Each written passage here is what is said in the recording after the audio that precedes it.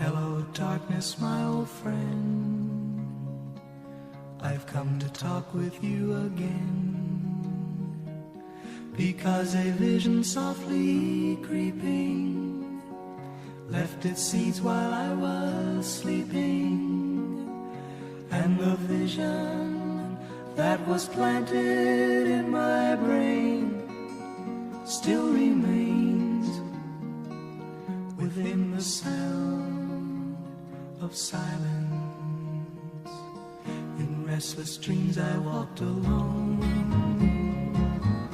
narrow streets of cobblestone, neath the halo of a street lamp.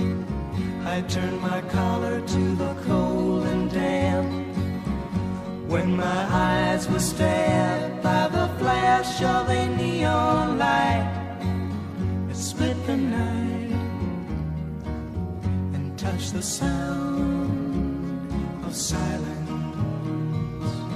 and in the naked light I saw 10,000 people, maybe more, people talking without speaking, people hearing without listening, people writing songs that voices never shared.